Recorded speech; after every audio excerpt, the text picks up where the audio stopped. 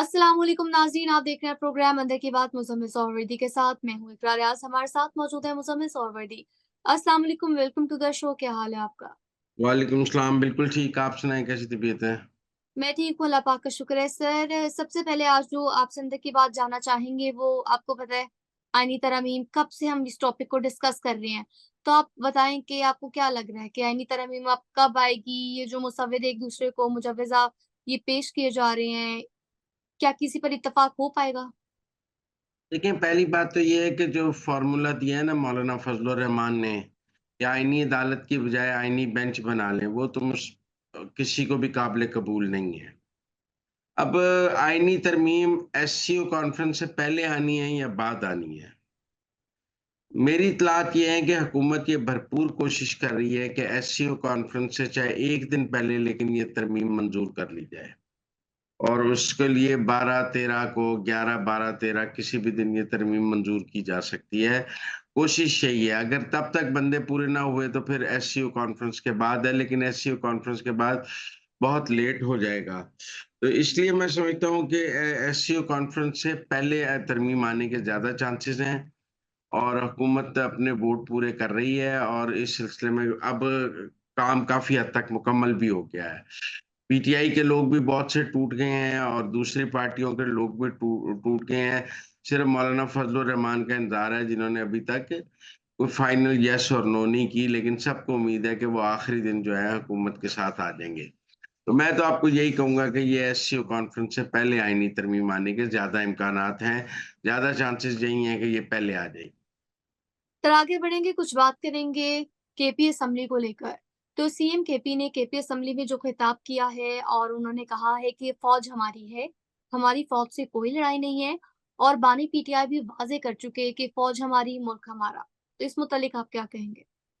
नहीं, ये तो अच्छी बात है जो उन्होंने कही है, लेकिन एक अजीब बात है। एक तरफ तो वो कहते हैं कि मैं पुलिस को, रेंजर्स को, सबको चकमा देकर भाग गया।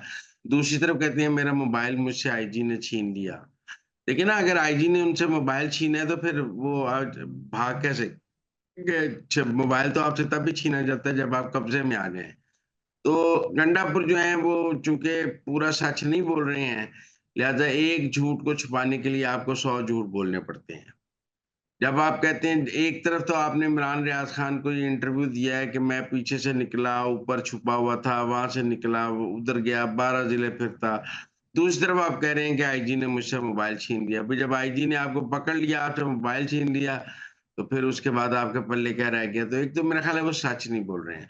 दूसरा आप उनकी संजानी की तकरीर देखें तो जिसमें वो फ़ौज को चैलेंज कर रहे थे।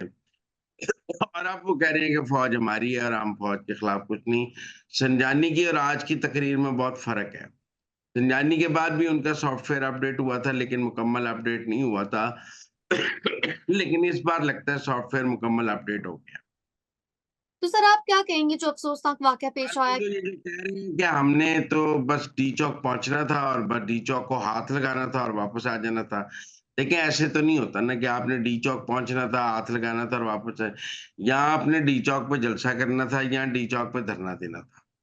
डी चौक पहुँच के कुछ तो करना था ना कि डी चौक पहुँचे, पहुँच कर क्या किया? हाथ लगा के वापस पेशावर आ गए, नहीं। यहाँ आपने वहाँ तकरीरें करनी थी, जलसा करना था, यहाँ आपने वहाँ धरना देना था। जो पीटीआई के ऑफ़िशियल ट्विटर अकाउंट्स हैं, वो इस बात की तस्दीक कर रहे हैं कि जब ये लोग वहाँ पहुँचे तो धरने की बातचीत शुरू हो गई कि धरना दे दें, धरना दे दें। पीछे से और काफ़िले आ जाएँगे, धरना दे दें, धरना दे दें। तो गंडापुर ने फ़ौज के लिए आसानी पैदा की कि उन्होंने वो धरना नहीं होने दिया और लोगों को डिस्पर्स करा लिया और खुद भी गायब हो गए और यहाँ खुद उनके पास चले गए। उनके पास कोई जवाब नहीं है कि वो चाइना चौक से क्यों चले गए केपी हाउस और फिर वहाँ केपी हाउस में उनको उनकी अपनी पार्टी कह रही है, माने शहजाद अकबर भी कह रहे हैं कि वो फ़ौज के पास थे ना। गंडापुर की बात पर उनके अपने लोग जो हैं, वो भी उनका साथ नहीं दे रहे हैं। तो इसलिए मेरा ये ख़्याल है कि गंडापुर चूँकि सच नहीं बोल रहे हैं और वो झूठ का सहारा ले रहे हैं, लिहाज़ा हर रोज़ अपने झूठ को छुपाने के लिए उन्हें मज़ीद झूठ बोलने पड़ते हैं। कल उन्होंने कहा मैं 12 ज़िले घूम के ये वो आ गया, आज उन्होंने कहा मेरा मोबाइल पुलिस ने छीन लिया, तो रोज़ एक बात करते हैं जिससे पिछली बात नेगेट हो जाती है। तो इसलिए या तो उन्हें कुछ दिन के लिए खामोश हो जाना चाहिए क्योंकि रोज़ बोलेंगे तो रोज़ झूठ बोलेंगे तो पिछला झूठ अगले झूठ से मिलेगा नहीं। और पकड़े जाने के कुछ ज़्यादा इम्कानात हो जाते हैं। तो इसलिए मेरा ख़्याल है कि उनको ये तकरीरें कम करनी चाहिए क्योंकि ये तकरीरें उनका अपना मज़ाक बना रही हैं। जब वो फ़ौज की हिमायत में तकरीर करते हैं तो लोग संजानी से कंपेयर करके कहते हैं बड़ा सॉफ्टवेयर अपडेट हो गया है। जब वो ये कहते हैं कि मैं भाग गया, लोग मानते नहीं हैं। जब वो कहते हैं मेरा मोबाइल छीन लिया, वो कहते हैं आप तो भाग गए थे, आपका मोबाइल कैसे छीन लिया? तो इसलिए मेरे ख़्याल में जो गंडापुर हैं, हाँ जी। उनको ये तो अपने लिए कोई फ़िलहाल खामोशी का रास्ता अपनाना चाहिए। जितना वो बोलेंगे क्योंकि झूठ बोल रहे हैं और झूठ बोल रहे हैं तो उनकी अपनी पार्टी भी उन पे क्रिटिसाइज़ कर रही है। सर आगे बढ़ेंगे, कुछ बात करने ये अफ़सोसनाक वाक़या जो केपी असेंबली में पेश आया और जो अरकान आपस में गुत्थम-गुत्था हुए हैं, दोनों जानिब से। इस मुतालिक आप क्या कहेंगे और इसको कैसे सम अप करेंगे कि आपका सीएम मौजूद है केपी असेंबली में और ऑपोज़िशन और हुकूमती इत्तेहाद जो है, हुकूमती जो नुमाइंदे हैं, वो आपस में लड़ रहे हैं? देखो, एक तरफ तो इनका एतराज़ है कि जी केपी हाउस की बड़ी बेहुरमती हो गई है और केपी हाउस की बड़ी बेहुरमती हो गई है। और केपी हाउस की बेहुरमती पूरी केपी की बेहुरमती है। और दूसरी तरफ जो है ये जो केपी असेंबली में हुआ है ये केपी की बेहुरमती नहीं है।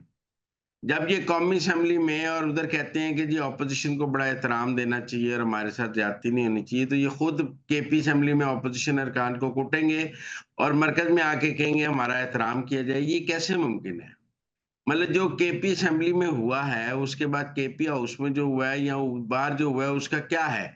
क्या स्पीकर ने जो ऑपोज़िशन अरकान को मारा गया है उसके ऊपर कोई केपी में किसी रुकन को मुअत्तल किया गया है? क्या वज़ीर आला ने अपने किसी बंदे के खिलाफ एक्शन लिया है जिसने ये सारा कुछ किया है? मेरे ख़्याल में थोड़ा बर्दाश्त की सियासत करनी चाहिए और केपी में जितना आप दर्जा हरारत बढ़ाएँगे उतना ही आपको नुकसान होगा। इससे कुछ भी हासिल नहीं होगा। लिहाज़ा मैं समझता हूँ कि बहुत ही अफ़सोसनाक है जो आज केपी असेंबली में हुआ है। असेंबलियों में ऐसे नहीं होना चाहिए। असेंबलियों में आपको किसी न किसी तरह एक-दूसरे की बात सुनने का हौसला होना चाहिए। तो नाज़रीन ये थी आज के अंदर की बातें, आपसे मुलाकात होगी अगले प्रोग्राम में, तब तक के लिए आप हमें दीजिए इजाज़त, अल्लाह ने के बाद।